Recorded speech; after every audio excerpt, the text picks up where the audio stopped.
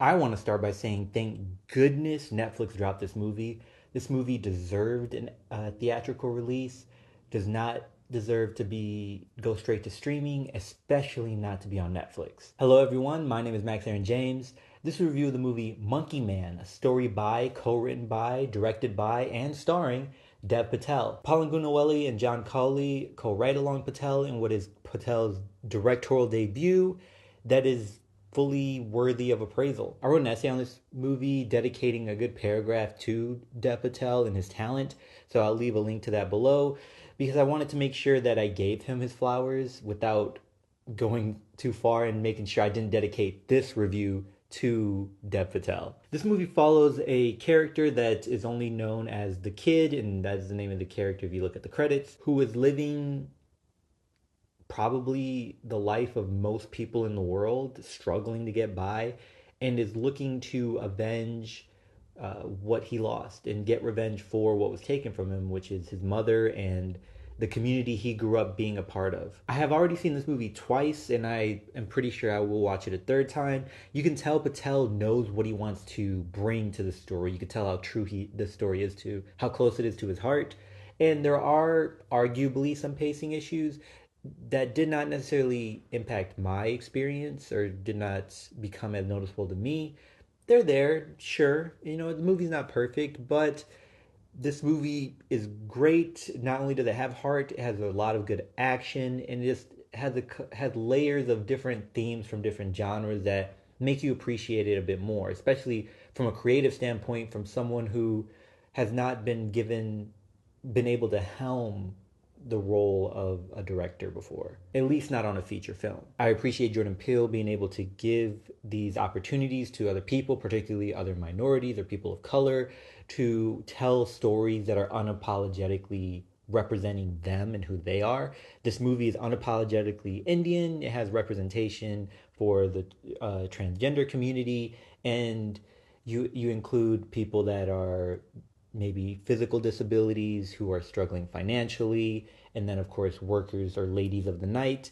And Patel in an interview says this movie is about fighting for those who are marginalized, oppressed, right? The underrepresented. And this story ends up starts off as a revenge story and transitions into being a hero's origin, someone who's fighting for those that are not uh, protected, those who are not protected, who are not safe from the government, from other people of power, and who are oppressed and are voiceless. I think that's one thing to really note about this movie is that there's much more depth than just being a typical revenge story. As far as the revenge elements, it follows by the book beats. It's the typical story. You understand what's going to happen and what your protagonist has to go through.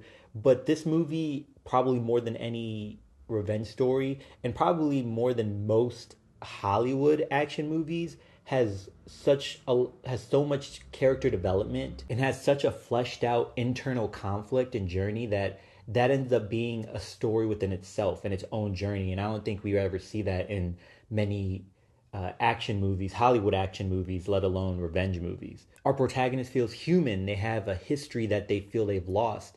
And it's very relatable, especially for anyone who is part of a minority group that very much tries to hold on to their culture. Our protagonist feels they've lost something and they try to hold on to it, and they end up fighting for revenge and pain, but recognize fighting for purpose and for something bigger than themselves is much greater. I really appreciate how our character is not impervious. We see that often in revenge movies where we see a lone wolf who is almost unstoppable no matter how many hits they take, that are potentially fatal, that somehow they're able to take on hundreds of people at once. And here our character is able to get back up, and it wasn't so much how hard he could give a punch or how hard he could punch. It was how hard he could take a punch. I'm getting my words mixed up. And the character wasn't the strongest, nor was he the quickest or the biggest or the tallest, but he was very smart, and he recognized that. He was always able to adapt to an environment.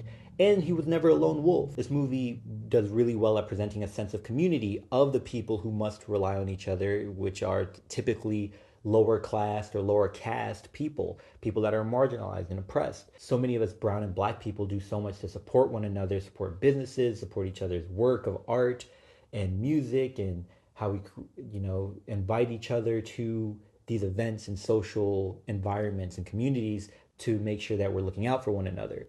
You see that here very much in this movie, and it does so well at representing that. Patel delivers a character that is is clearly Hindu or has a faith, but highlights the the fragmented aspects of it and how it's used, how religion can be used for political gain, and he addresses Indian nationalism, which is probably one of the reasons India refuses to screen the movie. This movie has a lot of layers to it that can seem political or regarding social aspects, but they aren't in your face, and you have to really pay attention to see them. But he does so well at highlighting them and addressing them. I think this was an incredibly innovative approach to this subgenre of revenge action movies. I'm not going to say that it's the first to have these elements that I'm saying are great. You can see that there are a lot of influences from previous movies, not just John Wick. And I see a lot of comparisons of John Wick, and I think a lot of it has to do not just with the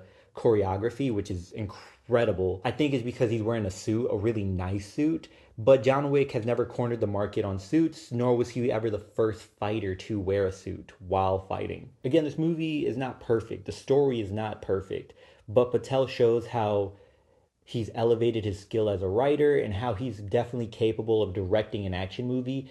And I would like to see him direct more. Not even just action movies. I can see him directing a romance or something to do regarding his culture and how he addresses it, because he did really well at doing that here. I feel someone who really discusses Patel and the Monkey Man very well is Yara Zaid. Check out her video. I'll also link that below. This movie is probably my favorite so far of the year. The year is very early. I mean, we're barely into the second quarter, and currently there are only two movies that I would really consider being in my top for the year.